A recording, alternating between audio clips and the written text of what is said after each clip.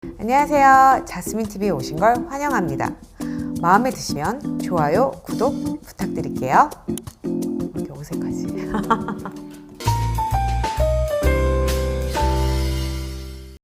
오늘의 주제, 섭식장애 발병 요인. 도대체 왜 생기게 되는 걸까? 그 원인에 대하여 기존 심리학적 데이터와 최신 학술 자료를 기반으로 이야기해볼까 합니다. 섭식장애는 나이, 성별, 인종, 소득 수준과는 상관없이 그 누구에게도 걸릴 수 있는 정신장애입니다. 5살짜리 아이도, 80세 할머니도, 돈이 있던 없던, 유명하던 아니던 그 누구나 걸릴 수 있다는 거죠. 하지만 섭식장애를 일으킬 수 있는 섭식장애에 큰 영향을 미치는 몇 가지 위험 요소들은 있습니다. 제 유튜브 영상에서 자주 언급되는 정신질환을 진단할 수 있는 기준을 제시하는 이 DSM-5에서는 섭식장애 요인을 딱 몇 가지다라고 명시하지 않았지만 크게 생물학적, 환경적, 심리적 이 3가지 요인으로 분류하고 그 안에서 세부적인 요인으로 또 나눌 수 있을 것 같습니다. 물론 딱 한 가지의 특정 요인이 섭식장애를 불러일으킨다라기보다는 이 생물학적, 환경적, 심리적 큰 틀에 속하는 여러 가지 세부 요인들이 복합적으로 작용하여 이 섭식장애로 발전하게 되고 이 요인들이 많으면 많을수록 더욱더 복잡해지고 추가적인 다른 정신질환이 발병하게 되는지 아니면 이미 다른 정신문제들이 많은 경우일 수 있습니다. 이게 무슨 말인지는 오늘 영상을 다 들으시면 조금 더 이해가 되실 텐데요.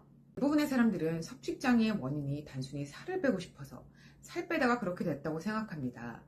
하지만 섭식장애는 단순히 살의 문제가 아니고 같은 거식증이라고 같은 폭식증이라고 또는 보이는 증상이 다 같다 하더라도 이들이 섭식장애를 갖게 된 배경이나 원인은 다 다를 수 있습니다.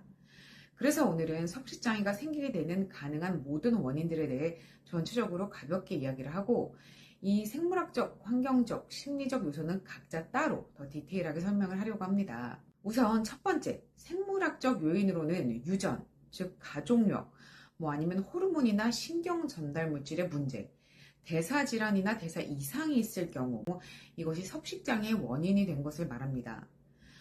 심리적 요인은 낮은 자존감, 완벽주의 성향, 강박 성향, 감정이나 정서 조절 문제들이 있는 경우 섭식장애의 원인이 되기도 하며 환경적 요인으로는 경제적, 관계적, 업무적 본인이 느끼는 외부 스트레스나 과거에 받은 학대, 따돌림 혹은 사고 등의 큰 트라우마들이 있을 수 있겠고 가족 환경, 즉 부모가 과잉 보호를 한다든지 통제적 양육 방식을 갖고 있다든지 아니면 아예 방임을 했거나 정서적 소통을 하지 않았던지 또는 가족 내 섭식 이력이나 식사 환경에 문제가 있다든지 이러한 가족 환경이 섭식장애를 불러일으킬 수도 있다고 보고 있습니다.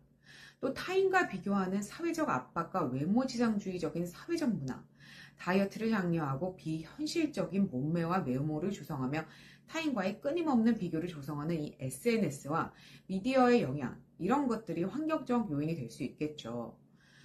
그리고 또 특정 직업군들, 예를 들면 발레리나나 체조, 피겨스케이팅 등 체중 제한이나 몸의 라인이 필수인 운동선수들, 그리고 모델이나 가수, 배우, 인플루언서 등 카메라 앞에서 서는 직업들, 이 체중과 외모가 직업을 유지하는 데 필수거나 경쟁력이 되는 그러한 직업들 또한 섭식장애를 불러일으키는 중요한 환경적 원인이 될 수 있습니다. 아까 제가 섭식장애의 원인이 단순히 한 개가 아니고 여러 가지가 얽히고 설킨다고 했죠.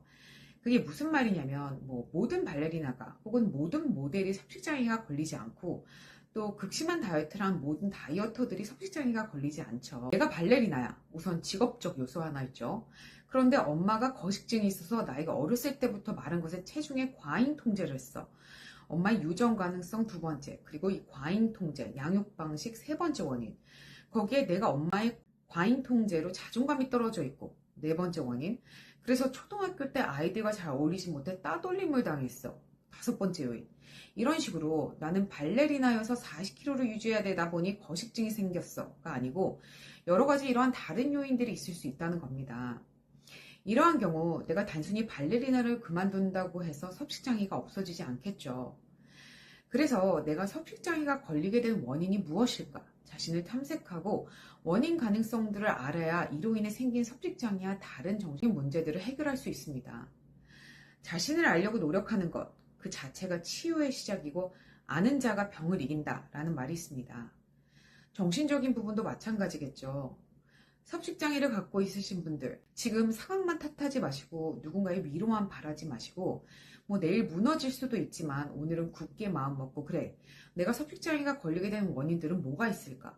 나한테 영향을 주는 위험 요소들은 무엇이 있을까? 라는 것을 생각해보고 치유의 첫 걸음을 시작해 보시는 것이 어떨까요?